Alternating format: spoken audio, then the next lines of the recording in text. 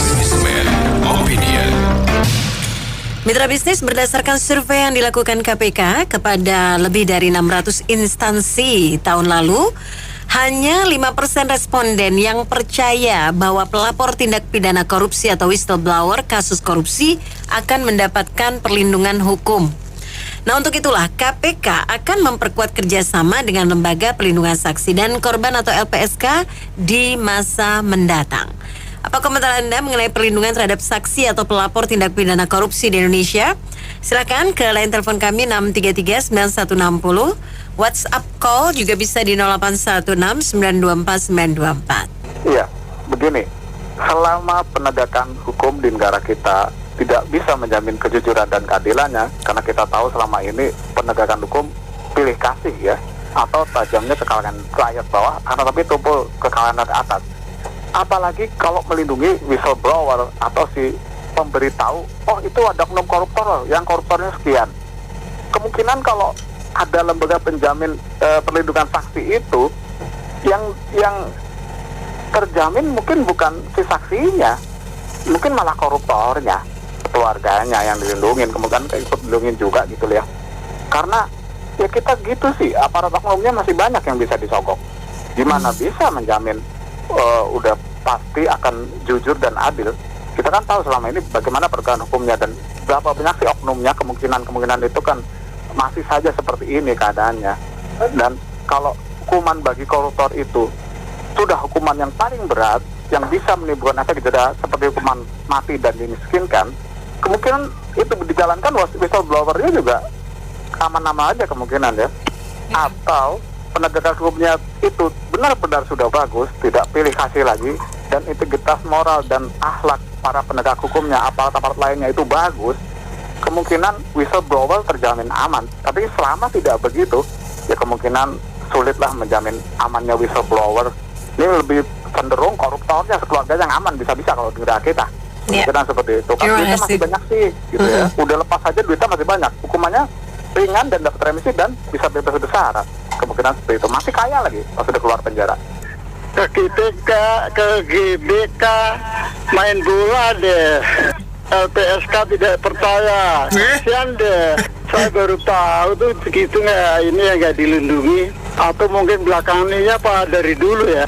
Saya begitu ya, karena saya bukan orang hukum jadi nggak butuh paham. Yang jelas kalau ada apa-apa saya juga nggak berani lapor, karena kalau lapor tuh bukannya menyenangkan tapi malah menyusahkan kita sendiri. Jangan kan lapor itu yang lapor orang lain ya, ini lapor kita sendiri aja di BAP dari pagi sampai sore. Terus ke kantor polisi itu nggak main-main loh. Kalau kita di luar kan polisinya baik-baik, kalau di laporan wah serem banget. Tak pernah laporan kehilangan tuh, waduh serem banget itu polisi. Jadi ya mungkin wajar aja kalau kita nggak berani lapor atau tidak percaya dengan LPSK. Gini, Indonesia ini saya kira baru tahu ada perlindungan pelapor ya, pelapor korupsi ya. Saya takutnya selama ini saya anggap itu perlindungan terhadap koruptor. Nah, itu Pak. Coba gimana nggak enak itu. Kalau udah sikat 100 M ya, ya 30 M bagi-bagi di dalam ya, bagi-bagi. Yang pertama pengacara, kemudian nanti jaksa, segala ya, hakim dibagi juga. Udah kena hukuman mungkin 10 tahun, nanti nyusut jadi 3 tahun ya. Nanti masuk oke lah, masuk bangsa setahun, sipirnya dikasih dulu ya. Sipir, nanti remisi segala macam ya setahun, nggak kurang dari setahun udah keluar. Itu belum lama juga banyak kasus begitu. Habis itu dia masih cuan gede, masih cuan 70 M. Coba itu pendidikan dari mana yang bisa bikin orang jerah dengan cara begini? Jadi yang ada adalah perlindungan terhadap koruptor. Ya, kita rakyat kecil cuma kena tugas, cuma bayar pajak aja ya. Sebenarnya Om, hidup para koruptor di Indonesia itu paling enak sekali Om. Wan kejahatan, awan itu belum dihukum, baru ketahuan masih diperiksa-periksa, masih asas aduga status salah. Kadang-kadang yang lapor yang diincar malah saya juga bingung. Tiba-tiba muncul undang-undang perlindungan terhadap pelapor, saya bingung nih, maksudnya untuk apa? melindungi sisi atau untuk mengalihkan kasus. Karena kalau koruptor di Indonesia ya kebanyakan yang udah saling kerjasama baik dengan orang dalam, dengan maaf ya penegak hukum, bahkan dengan di lapas kalaupun nanti udah masuk penjara dan lain sebagainya gitu. Saya cuma mau pesan nih kepada seluruh pendengar Pas FM maupun kepada seluruh masyarakat Indonesia yang mendengarkan radio ini. Mungkin suatu saat saya dikasih kepercayaan buat memimpin suatu negara, instansi atau apalah, saya pun akan sama dengan mereka. Oke, saya kira ini KPK ini mencoba memperbaiki nama baiknya nih. Jadi KPK ini agak sering muncul ya. Tetapi saya nggak tahu tadi dikatakan komentar dia ini mengenai perlindungan saksi ini komentar tahun lalu apa? Hasil survei tahun lalu. Yaelah, ini tahun ini aja udah bulan Agustus bro. KPK kemana aja dia tuh? Ketua itu sebenarnya gimana tuh kabarnya bro? Kabarnya masih kabur Pak. Kabur kabarnya tuh. Aduh, gimana tuh? Tapi ya kalau kita lihat prestasi KPK semakin kesini memang nggak menunjukkan prestasi yang terlalu baik.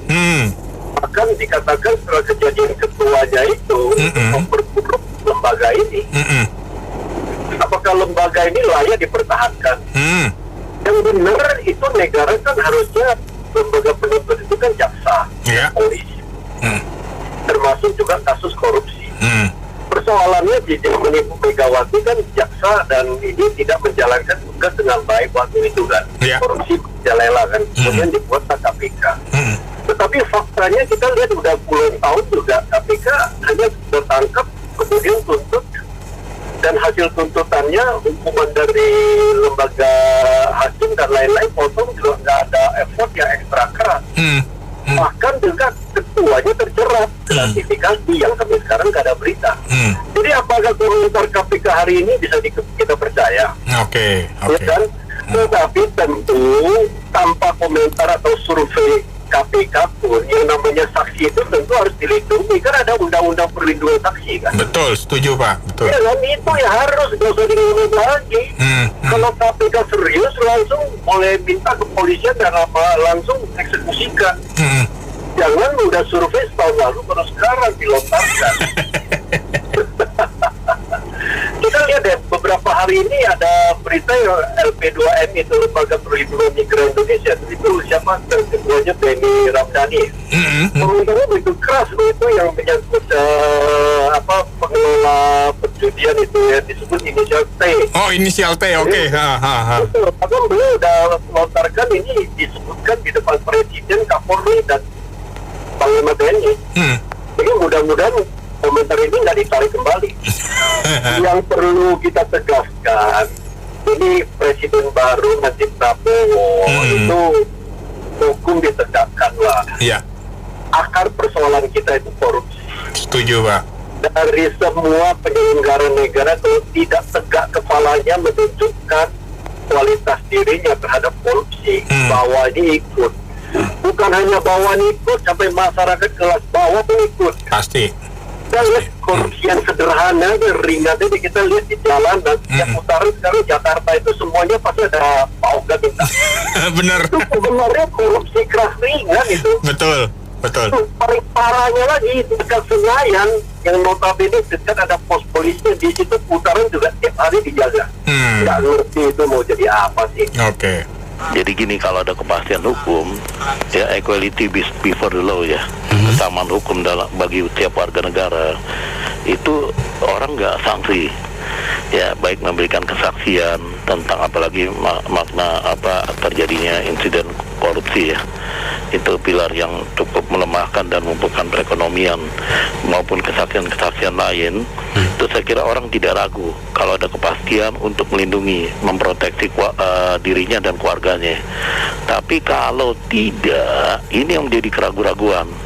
Karena saksi aja di tengah jalan aja, kalau kita menjadi saksi itu bisa jadi terdakwa itu. Iya kan, ini jadi pokok persoalan. Jadi kadang-kadang aparat ya mohon maaf nih kurang melakukan penyelidikan secara integral, langsung menuding aja gitu loh. Ini yang berbahaya. Jadi kalau memang betul ada proteksi terhadap dirinya dan keluarganya, saya kira banyak orang menjadi saksi. Paling yang bisa dilakukan adalah menjadi justice kolaborator.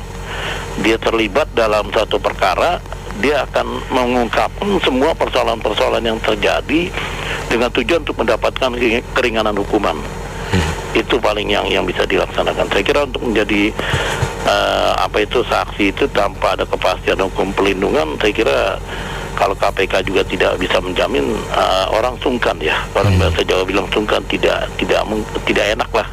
Atau tidak mungkin untuk melakukan terobosan-terobosan seperti itu, karena momen krusialnya itu kan terletak, waktu yang penting itu terletak di KPK. Bisa nggak memberikan kepastian gitu loh. Saya kira itu aja, Selamat. Kalau saya lihat kasus belakangan ya, kayak wartawan yang di Medan yang dibakar rumahnya itu ya. Terus juga kasus yang di Padang yang yang menyebarkan video kekerasan polisi, malah dikatakan suruh ditangkap sama Kapoldanya atau apa gitu ya.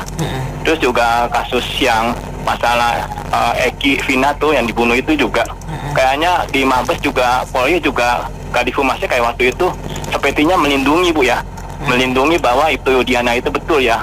Padahal kalau menurut yang etis yang saya tanya teman-teman saya, kalau bagian narkoba itu nggak boleh kasus kecelakaan atau pembunuhan itu dia turun tangan itu nggak boleh, mesti kabar skim gitu ya, bagiannya kan beda ya. Jadi tuh gimana orang bisa percaya Bu ya? Takutnya kalau orang lapor itu ngeliat kejadian-kejadian kayak gitu saya Bu ya, orang laporin malah wartawan itu dibakar sampai mati semua itu ya. Terus yang di Padang itu kasih tahu tuh tujuannya baik ya, supaya kekerasan kayak gitu nggak boleh ya, malah mau disuruh ditangkap. Jadi penegakan hukum di sini tuh aneh gitu Bu ya. Polisi sama polisi saling melindungi ya. Kalau Indonesia mau betul gitu Bu ya, semua institusi hukum, kejaksaan, hakim, KPK semua gitu, kalau memang ada anggotanya yang salah ya jangan dilindungi lah. Iya, rakyat Indonesia tuh sebenarnya ingin tuh mereka jadi lebih baik gitu Bu ya. Tapi kalau caranya begitu juga pada takut Bu. Ada kasus juga mendingan diam gitu ya. Kalau kan nanti takut keluarganya dibunuh atau apa kan kita nggak tahu ya. Jadi sekarang rata-rata saya lihat orang tuh pada mau cari selamat sendiri karena takutnya kayak kasus-kasus itu Bu. Takutnya ngelapor bukannya dikasih penghargaan atau apa, malah jadi mati konyol gitu Bu. Jadi susah sih Bu ya kalau lihat gini. Kalau nggak ada penegakan hukum sama tiga kasus itu yang tadi saya sebut, kalau nggak ada penegakan hukum yang benar-benar adil gitu Bu ya, saya rasa orang juga nggak bakal mau ngadu-ngadu dah Bu. Apa itu jeruk makan jeruk? Kenapa saya ngomong begitu? Penjelasannya. Ini dalam masalah taksi ini, seringkali yang paling bermasalah ketika tersangkanya adalah oknum polisi. Nah itu, berapa itu? Kalau misalnya korupsinya polisi, berapa itu urusan itu? Banyak saksi yang akhirnya muncul karena dapat teror lah, dapat ancaman lah, macam gitu. Ada KPK ketika oknum polisi yang jadi penyidiknya juga polisi juga. Jadi jeruk makan jeruk. Sama aja seperti anaknya yang maling, terusnya hakimnya yang di pengadilan itu bapaknya, emaknya. Kalau kerjasama pengamanan, perlindungan saksi juga. Ini bukan cuma dengan polisi, tapi dengan TNI. Jadi kalau misalnya tersangka korupsinya itu polisi, maka yang dilibatkan itu TNI gitu. Jadi netral gitu loh. Jadi nggak jeruk makan jeruk. Masa tersangkanya korupsi di kepolisian, terusnya Kapolri mengirimkan tim untuk pelindungan saksi, ya jeruk makan jeruk. Iya, kalau misalnya begini, oknum polisi perwira tinggi terlibat korupsi dalam proyek ini, terusnya akhirnya Panglima TNI yang dilibatkan, saya akan mengirimkan tim saya untuk melindungi saksi. Itu yang betul. Jadi lintas, jadi betul-betul itu yang awal itu nggak ada kepentingan apa-apa dalam hal ini gitu loh. Jadi siapapun yang bermain di dalam kasus itu nggak ada yang bisa campur tangan. Itu aja komentar saya. Mengenai KPK ini yang menurut saya ya, dia sudah sangat melenceng daripada tujuan pembentukannya awal ya. Karena ya wajar lah ya, orang-orang yang berkuasa kan tidak mau ya kepentingannya diganggu ya. Menurut saya ya apapun ini kan jadinya menurut pemikiran saya, hemat saya ini semua kayak model dagelan aja sebenarnya. Kayak membuat sesuatu langkah kelihatan baru, tapi nanti kalau ketika masuk ke realitanya, ya sama aja bohong. Ya mudah-mudahan sih kalau ada niat baik, benar-benar niat baik ya dirombak lagi dari awal. Sekarang kan KPK ASN, gimana mau terlibat atau mengusut atau menangkap yang betul-betul di atas? Nggak mungkin. Pasti banyak terlibat penguasa. Menurut saya ya memang ya begitulah wajah hukum Indonesia, jadinya agak menyedihkan sih ya. Memang harus ada satu gerakan yang betul-betul besar ya untuk merubah lagi, membuat masyarakat ini percaya lagi kepada hukum. Karena ya menurut saya kacau balau mah. Termasuk kita melihat keterlibatan Mahkamah Agung juga dalam segala macam polemik hukum itu sendiri kan repot. Kalau sudah hukum sudah tidak dipercaya gimana? Saya kira itu sih ya. Ya, itu sangat relevan banget ya secara konstitusi, bicara kita berbangsa dan bernegara, melindungi rakyat secara hak asasi manusia ya dasarnya. Jadi LPSK sebenarnya lembaga yang boleh harus dikedepankan sekarang ini karena makanya dalam kalau sekarang menjelang kontestan pesta demokrasi kedua ya dalam tahun ini ya, setelah kemarin pilpres dan pilpres ya dan pileg, nah sekarang bupati dan gubernur. Nah ini menjadi tolak ukur kalau bisa secepatnya diketok palu oleh DPR MPR ini. Cuman sulit juga karena bicaranya partai ini yang melahirkan pada calon bupati dan gubernur. Inilah konstelasi korelasinya yang menjadikan institusi ini atau birokrasi ini menjadi secara konstitusional nih mengambang gitu.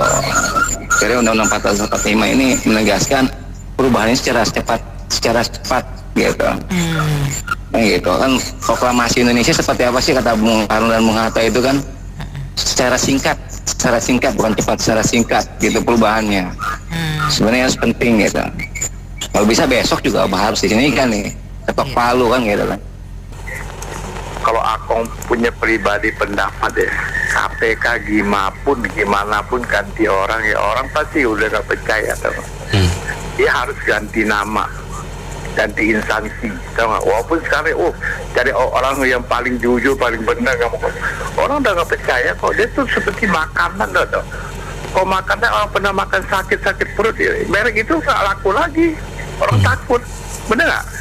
Itu nama paling penting loh. Orang ada peribahasa ya nama kita tuh isinya sampai ke mana ujung langit, orang udah gak percaya tuh. Nah itu, kalau nggak ganti siapapun. Kalau saya pribadi saya nggak yakin ya KPK. Kalau masih pemerintah instansi ini untuk membatas korupsi, harus ganti nama. Namanya wangi. Dunia tuh nama tuh paling penting dong nggak? Bener, kita lihat pemimpin Tiongkok Mao Zedong, nama dia kan bagus kan? Ya nggak? Sampai mati nggak pernah korupsi, nama sekarang ganti pajang di Tiananmen. Dia deh petinju kelas berat Mike Tyson, dia punya tangan ke kiri ada tato itu kan gambar Mao Zedong. Orang tanya di kenapa? Ini pemimpin yang paling benar. Nah itu deh, jadi nama penting. Kalau KPK ya kalau nggak ganti nama rakyat semua pasti nggak percaya deh. Udah nggak yakin deh. Ya, terima kasih Wan Anto. Wan An, terima kasih ya Kong Jansen. Selanjutnya ada Pak Petrus, selamat malam. Ya, selamat malam dengan Pak Anto. Silahkan, iya. Oke Pak Anto, jadi begini menurut saya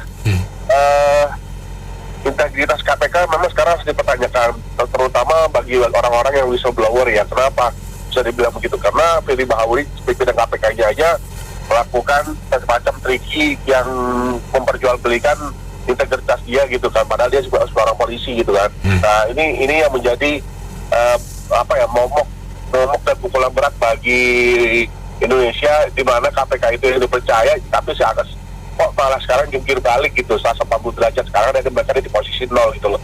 Nah untuk membalikan itu ya betul dari bilang pertemuan sebelumnya ganti nama atau apalah, karena apapun bentuknya selama manusia yang di dalam KPK itu integritas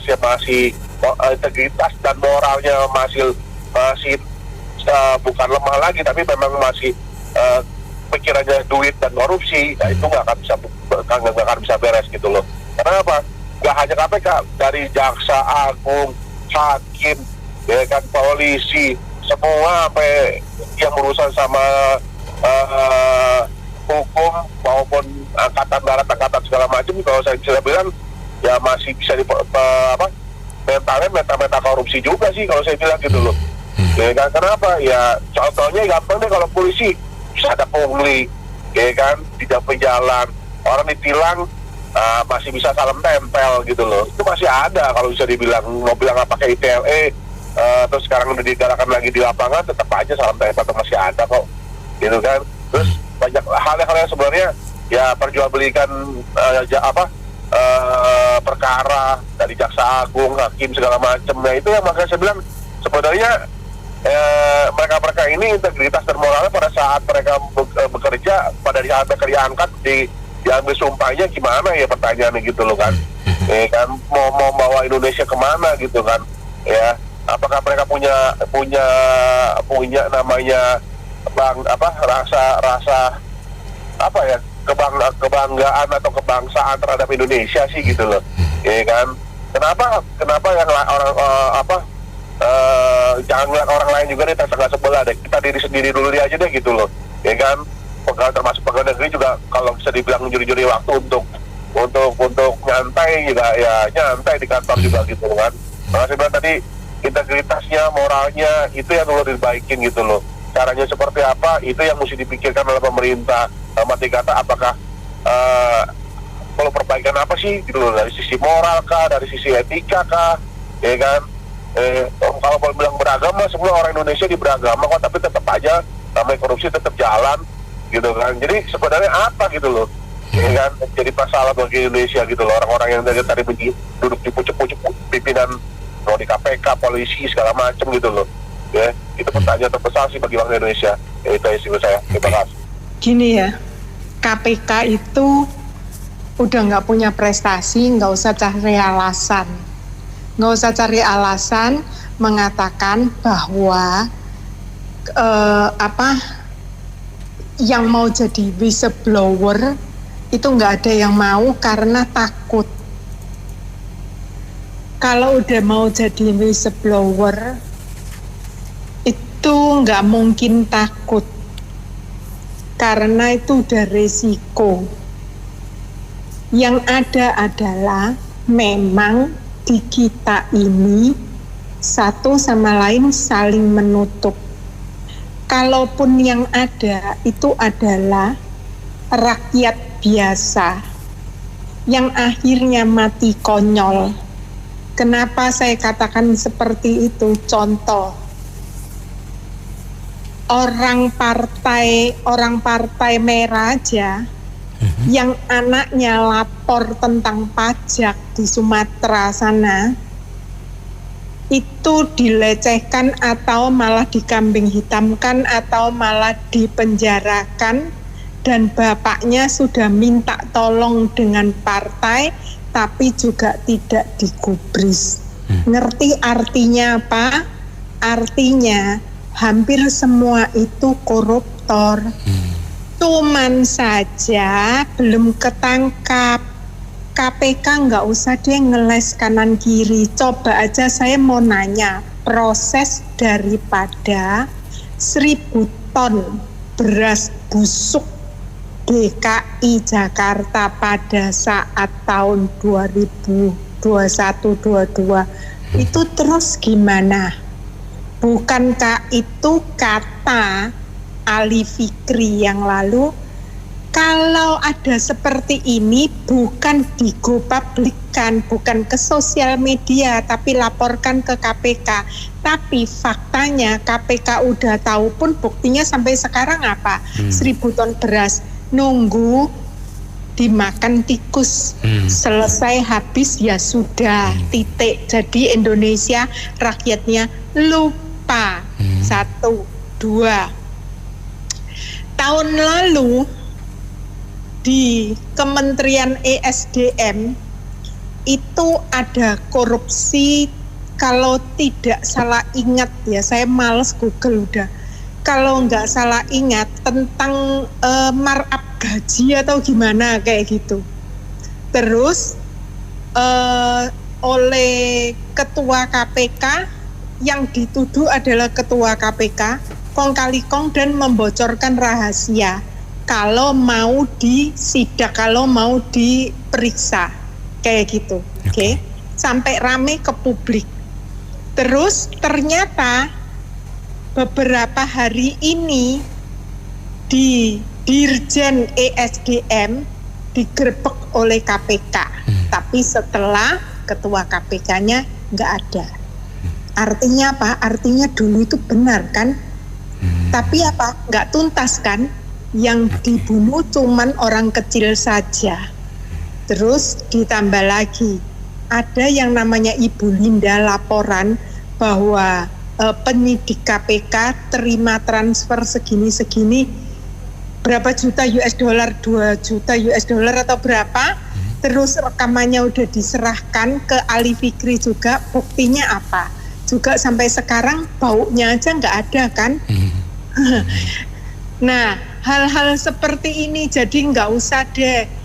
Sekarang ya, kalau Indonesia mau maju tapi tidak memberantas korupsi, nggak bakalan walaupun Indonesia kaya.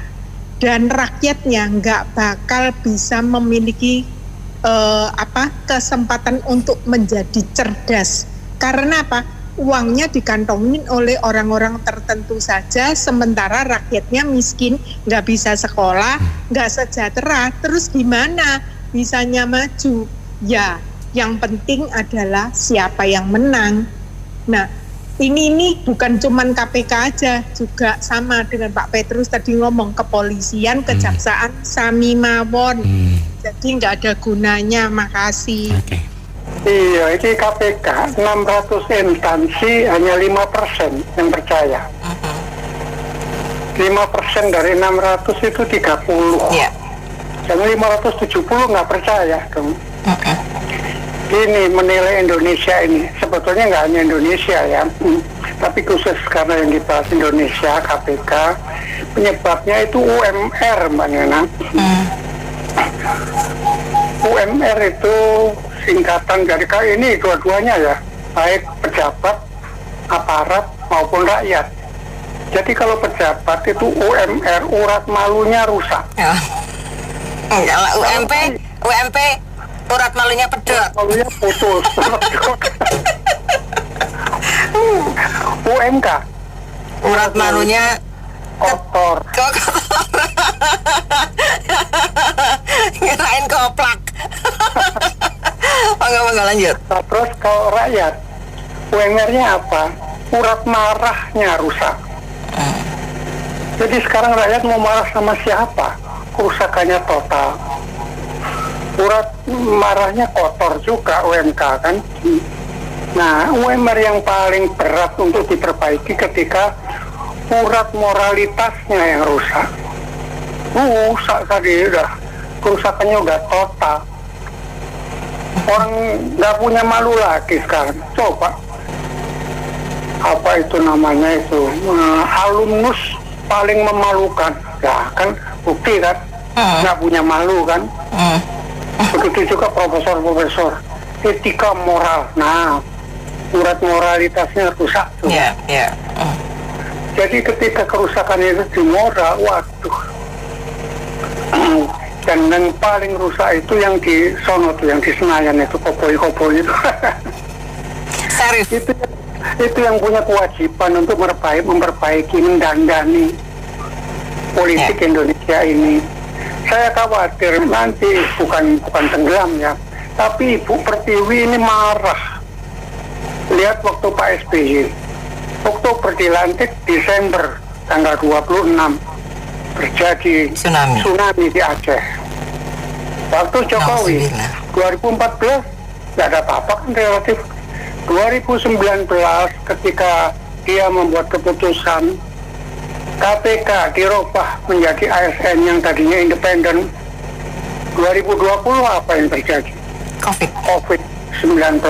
Nah, awas Pak Prabowo, kalau moralitas nasionalismenya nggak dijaga, Ibu Pertiwi marah pada itu. Terima kasih. Udah nggak ada lagi yang bisa diharapkan.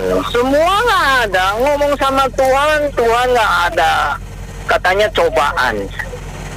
Ya kan, ngomong sama setan, kasihan setan, difitnah, dituduh. Katanya godaan setan. Padahal itu memang jiwa-jiwa moralnya bajingan. Satu-satu cara untuk bisa dipercaya KPK, ambillah prinsip.